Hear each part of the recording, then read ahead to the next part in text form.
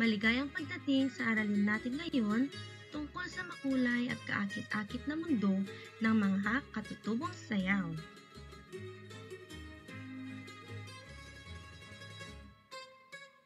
Ito ay isang aralin tungkol sa klasifikasyon ng mga katutubong sayaw ng Pilipinas na nakatuon sa mga social and occupational dances. Ako ang inyong guro para sa araw na ito, Binibining Joanna Valaribi Hakutan, sa Health Optimizing Physical Education 3 na nakatuon sa sayaw bilang isang anyo ng physical na aktibidad.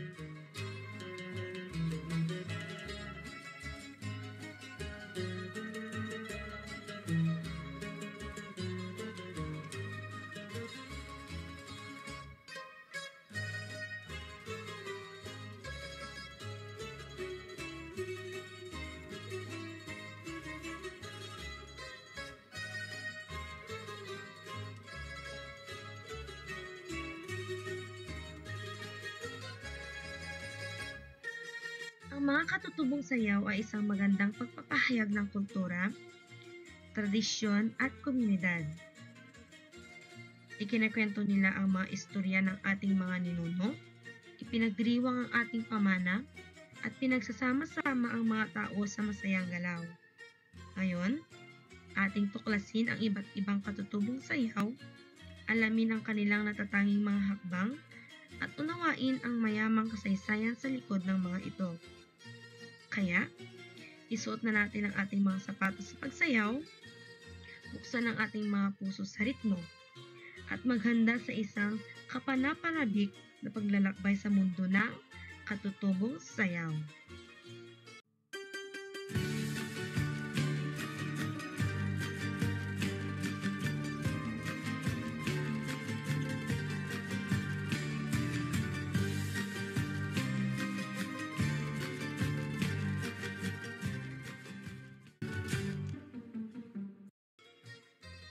Ngayon, handa na ba kayong sumayaw at mag-enjoy?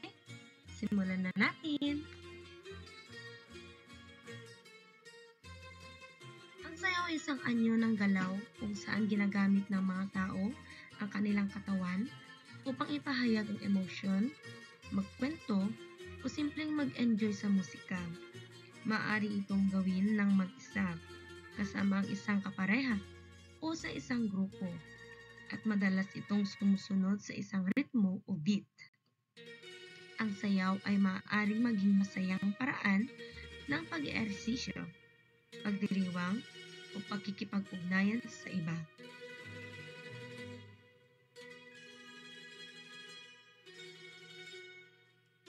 So, what is folk dance?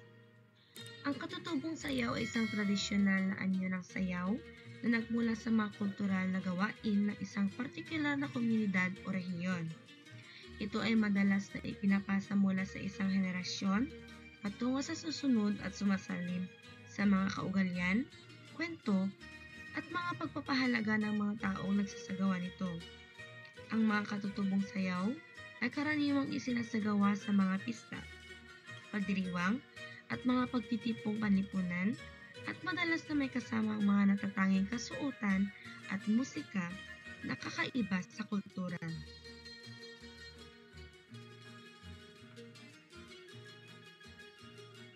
According to Lopez of 2006, folk dance is a traditional method of expression that employs bodily movements of redundant patterns linked to definitive features of rhythmic beats or music.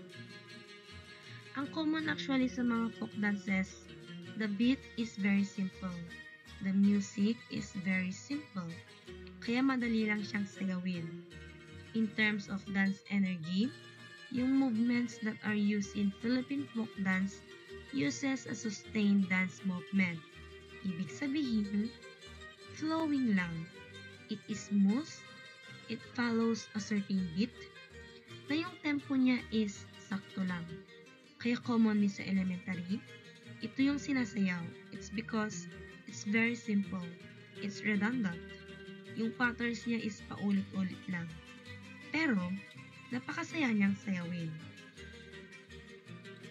Ngayon, Hayaan niyo akong ipakita sa inyo ang isang video ng isang tanyag na katutubong sayaw ng Pilipinas.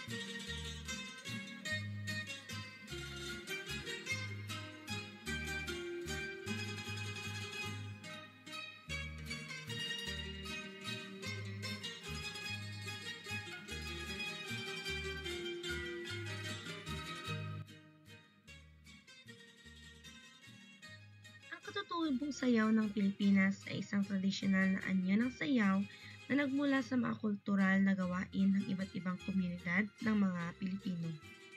Ang mga sayaw na ito ay madalas na isinasagawa sa mga pista at pagdiriwang na nagpapakita ng mga natatanging kaugalian at kwento ng Pilipinas. Karaniwan itong may kasamang mga natatanging kasuotan at musika na sumasalin sa mayamang pamana ng bansa.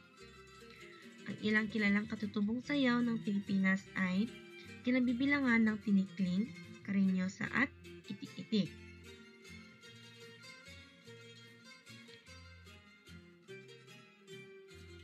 Ngayon, may mga klasifikasyon ng Philippine folk dance.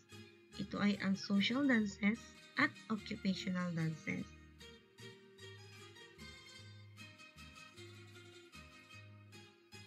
Race dances ng Pilipinas ay mga tradisyonal na sayaw na isinasagawa sa mga pagtitipon, pagdiriwang at mga kaganapan sa komunidad.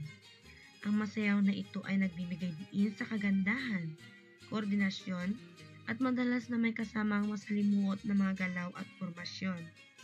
Ito ay isang paraan para magsama-sama ang mga tao, mag-enjoy sa piling ng isa't isa, at ipagdiwang ang kanilang kultural na pamana. Suriin natin ng mabuti ang 10 sa mga pinakapaborito at isinasagawang tanyag na social or grace dances ng Pilipinas.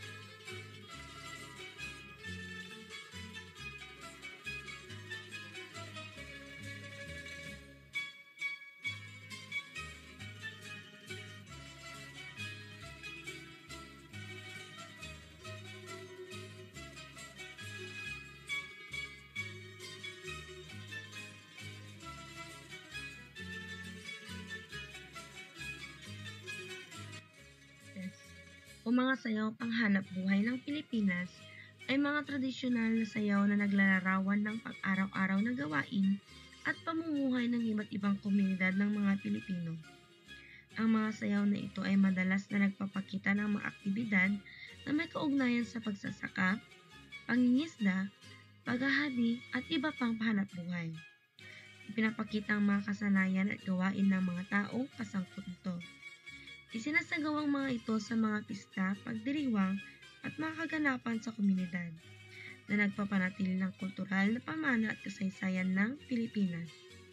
Suriin ulit natin ng mabuti ang 10 sa mga pinakapaborito at isinasagawang tanyag na occupational dances ng Pilipinas.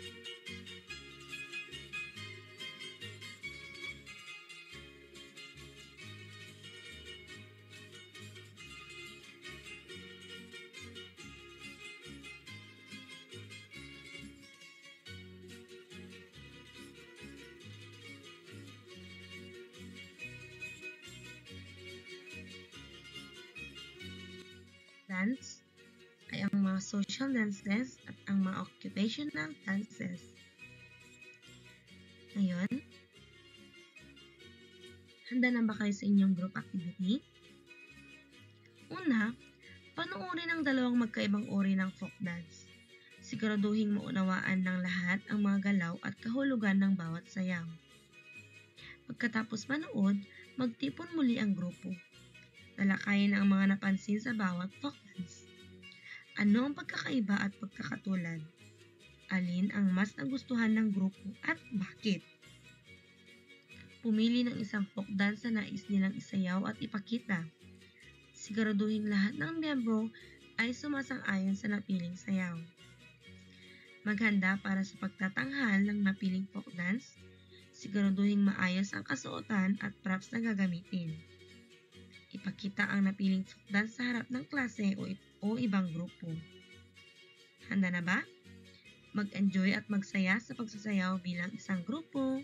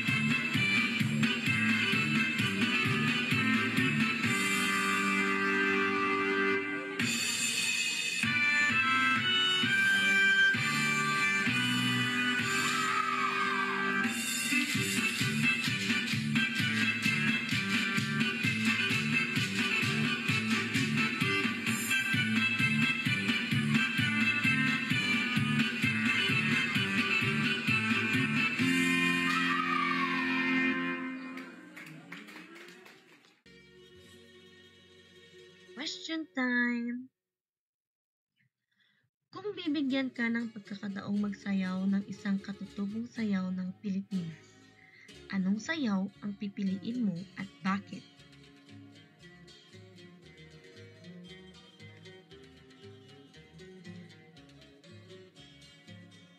Laging tandaan ang social or grace folk dance. Ang mga katutubong sayaw ng Pilipinas ay mayaman sa kahalagahang kultural at madalas na sumasalim sa mga estrukturang panlipunan, mga halaga at mga tradisyon ng iba't ibang komunidad ng mga Pilipino. Ang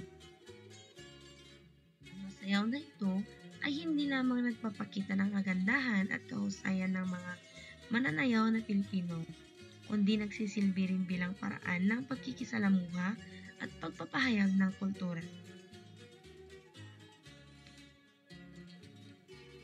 Ang occupational folk dance naman, ito ay ang mga katutubong sayaw ng Pilipinas na may kaugnayan sa hanap buhay, ay naglalarawan ng pang-araw-araw na gawain at pamumuhay ng iba't ibang komunidad ng mga Pilipino.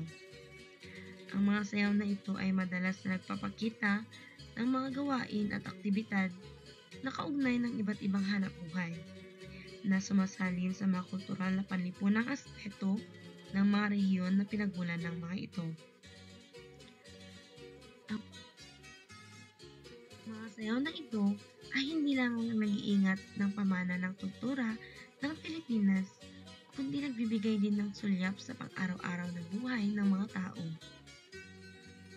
Ngayon, individual activity or ipakita natin to. Pumili ng isang katutubong sayaw at ipakita ang isa sa mga pangunahing hakbang ng sayaw. Maaari kang humingi ng tulong mula sa iyong mga miyembro ng pamilya. Kumuha ng video ng iyong pagtatanghal at ipadala ito sa FB page, Messenger, or Google Form link. Ikaw ay bibigyan ng grado ayon sa pamantayan na nakasaad sa ibaba.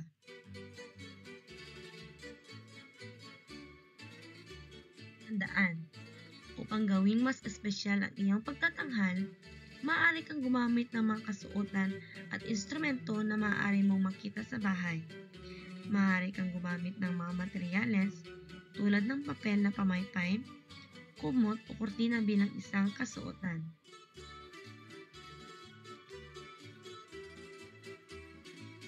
Magaling mga bata!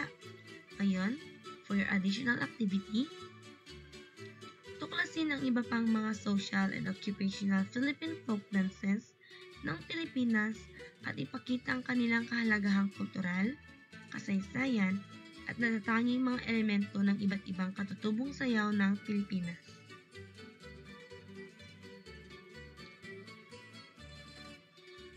Maraming salamat sa inyong lahat sa inyong sigasig at pakikilahok ngayong araw.